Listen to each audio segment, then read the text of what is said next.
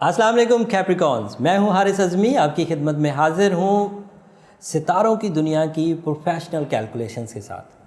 7:30 को मैं इग्नोर नहीं कर सकता, आपको उसकी खबरें मिल चुकी हैं। सिर्फ बात रिपीट इसलिए कर रहा हूं कि जो लोग नए आए हैं चैनल पे, वीडियो को फ़र्स्ट टाइम देख रहे हैं, वो ये जहन नशीन कर लें कि सैटर्न का फेज़ 7:30 कहलाता है। ये ढाई साल के 3 फेजेज़ हैं। 7.5 साल ट्रबल देगा आपको। कुछ इसमें सहूलत है कि इसका कुछ हिस्सा एक्वेरियस पर भी जाएगा, तो उसमें थोड़ी सी आपको बचत हो जाएगी।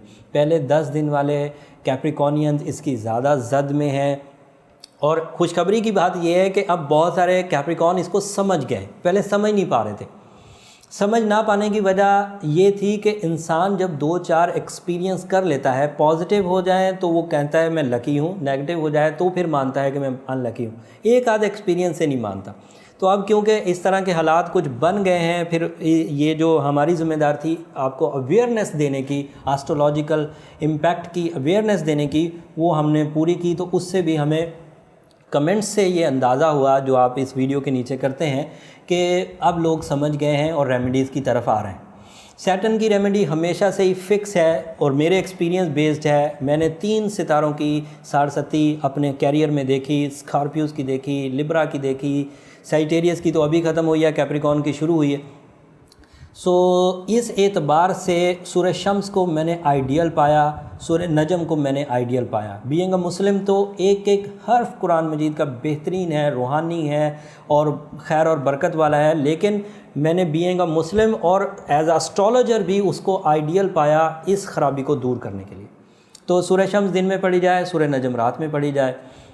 अपना बर्थ स्टोन, आपका बर्थ स्टोन वैसे गार्नेट है, बट गार्नेट अपनी केमिस्ट्री में बहुत स्लो होता है और वो स्लो सैटर्न जैसे ख़तरनाक सितारे को या इंतहाई, इसे नहूसत अकबर कहते हैं। ये जोहल की जो सैटर्न की जो नहूसत अकबर, तो ये बहुत ख़तरनाक है, छोटी छोटी रेमेडी से रिज़ॉल्व नहीं होती। तो इसे मोहतात अंदाजे से फिर मैंने जब कैलकुलेशंस की और एक्सपीरियंस किया और पिछले लोगों से और अपने जो वर्ल्ड वाइड मेरे एस्ट्रोलॉजर कुलीग्स हैं उनसे रब्ता किया, तो वो फिर रूबी प्रिस्क्रिप्शन, और फिर मैंने अभी एक्सपीरियंस भी किया। 1 साल हो गया, 17 अगस्त 2017 से ये चल रही है और अभी तक चल रही है। तो वो एक्सपीरियंस मुझे हो गया क्योंकि बहुत सारे लोग अब उससे बच गए।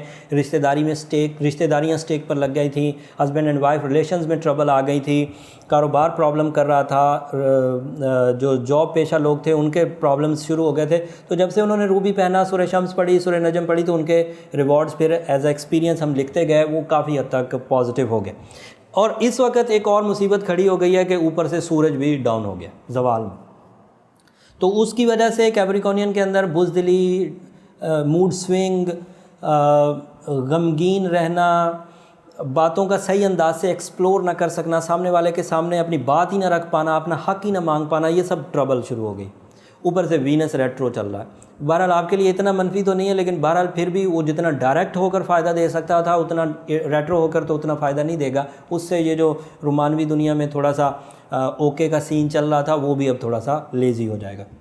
लेकिन मून नया हुआ है, चांद जो नया है वो बहरहाल एक स्पिरिचुअलिटी क्रिएट करेगा, आपके अंदर एक ढारस पैदा करेगा, हिम्मत और जुर्रत में इजाफा करेगा। और कैप्रिकॉर्नियन की सलाहियतों को तो कोई इग्नोर नहीं कर सकता।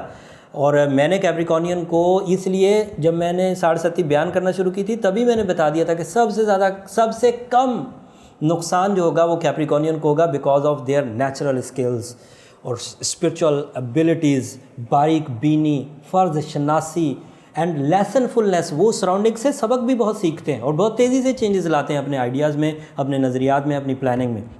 उम्मीद करता हूँ कि ये वाली वीडियो से भी वो अपने अंदर बड़ी तब्दीली लाएंगे। बार कुछ पॉजिटिविटी छोटी छोटी बयान कर देता हूँ। जुपिटर पॉजिटिव हुआ है, 10वें घर में है, कारोबारी हालात में कुछ फ़ायदा देगा। जुपिटर की पॉजिटिविटी से गर्दिश अय्याम में भी कुछ कमी आएगी। बाकी कमी को आपको सूरह शम्स के थ्रू रिकवर करना होगा और सूरह नजम के थ्रू रिकवर करना होगा, रूबी के थ्रू रिकवर करना होगा। रेड आपका लकी कलर है, आपके लिए 4 का हिस्सा बहुत लकी है। जिनका 4 लकी होगा उनका 13 भी लकी होगा, उनका 22 भी लकी होगा, उनका 31 भी लकी होगा। ये तारीख़ें चाँद की भी हो सकती हैं और कमर की भी हो सकती हैं। जिन लोगों का असेंडेंट चाँद है या जिन लोगों के यहाँ मून जो है वो इस वक्त पावरफुल पोजीशन पर है, वो लोग भी इससे फ़ायदा उठा सकते हैं कि वो चाँद की तारीख़ों में अपने बड़े कामों का या रिस्की कामों का आगाज़ करें। अलबत्ता मैंने हमेशा से ये कहा कि जिन कामों में आपका तजर्बा भरपूर है या जिन कामों को आप डेली करते हैं और उसके लिए आपको कोई हेजिटेशन नहीं होती, वो आप कर जाइए, उसमें कोई प्रॉब्लम नहीं होगी। लास्ट जुमला बोल के बस बात को ख़त्म करता हूँ कि इस वक्त आपको दिल की नहीं सुननी है, दिमाग की सुननी है। आपको अपने मुशक्क़त, अपने एफ़र्ट्स पर बिलीव करना है। लक पर बहरहाल बिलीव अभी नहीं कर सकते। अगर आप लक पे बिलीव करेंगे तो लक आपको भरपूर अंदाज से अभी सपोर्ट नहीं कर रही और ये अभी लंबा टाइम है। लोग अक्सर पूछते हैं 7.5 कब तक चलेगी। 7.5 का मतलब ही ये है 7.5 साल तो चलेगी, तो अभी तो लंबा टाइम है। अगस्त 2017 में शुरू हुई है, अभी लंबी चलेगी। लेकिन जो जो तब्दीलियाँ बीच में पॉजिटिव स्टार्स की वजह से आएंगी वो मैं बयान ज़रूर करता रहूँगा। इस हफ्ते के लिए इतना ही काफ़ी है। अगले हफ्ते फुल मून होगा। फुल मून के एवज़ आपकी ज़िंदगी पर क्या असरात होंगे ज़रूर बयान करूँगा।